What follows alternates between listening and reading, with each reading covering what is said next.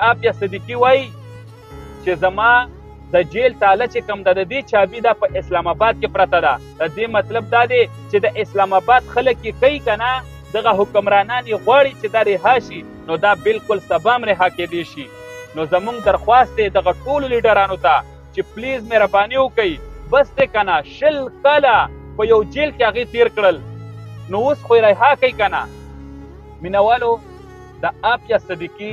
په باره کې نن سبا په فیسبوک یو ټرینډ روان دی چې عافیه صدیقي رها کرو. نو تاسو ټولو ته دا درخواست دی چې زموږ خو نور وس نشته دی دغه ویډیو کول دي او دا مخکې شیر کول دي چې دغه بې ضمیره حکمرانانو ته ورسیږي ځکه چې عافیه صدیقي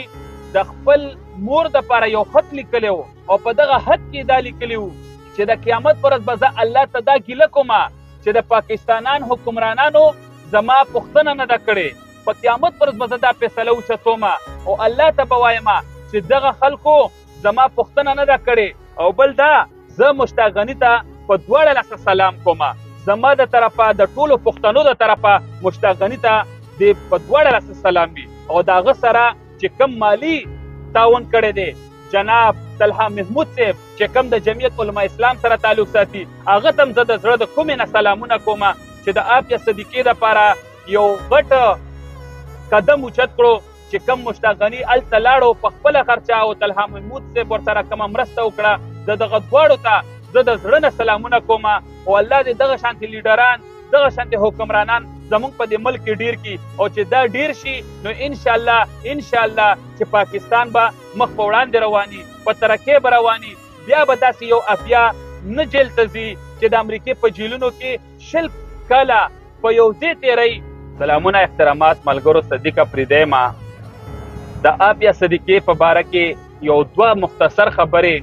ټولو پښتنو ته مې دا درخواست دی چې دا ویډیوز ډیره شیر کړئ چې کم پښتانه لیډران دي او په اسمبلی کې دي چې دې ته دغه پیغام ورسیږي ځکه چې پنجابیان خو زموږ پښتنه نه کوي خو چې کم از کم دغه پښتانه کم لیډران دي او لږ ډېر غیرت پکې چې دغه غیرت یې راوچت شي او د عافیه صدیقي لږه پوښتنه وکړي. نن سبا په دې فیسبوک دغه ټرینډ روان دی پښتنو ډېر غیرت کړی دی او تاسو ته هم زه دا درخواست در کومه چې دا ویډیو شیر کړئ چې دا ورسیږي دغه خلکو ته. عافیه صدیقي وایي چې زما د جیل تاله چې کوم ده د دې چابي ده په اسلام آباد کې پرته ده. د دې مطلب دا دی چې د اسلام آباد خلک یې کوي که نه دغه حکمرانان یې غواړي چې دا رها شي نو دا بالکل سبا هم رها کېدی شي. نو زمونږ درخواست دی دغه ټولو لیډرانو ته چې پلیز مهرباني وکړئ بس دی که نه 20 کاله په یو جیل کې هغې تیر کړل نو اوس خو یې رها کوي که نه او تاسو سره خو ډېرې لارې شته دی. د آرمنډوسو هغه راغلی و او دلته یې هغه کسان په ګاډي والو 3-4 کسان په هغه څومره سخته سزا ختلې وه او بیا هم هغه تاسو رها کړو لاړو امریکې ده. شکیل افریدي دا د امریکې څومره خاص کس و دا د دغه لیډرانو سره څومره ښکلی چانس و د عافیه صدیقي په باره کې چې ورته ویلې وې چې عافیه صدیقي رها کرو نو شکیل افریدي به درکو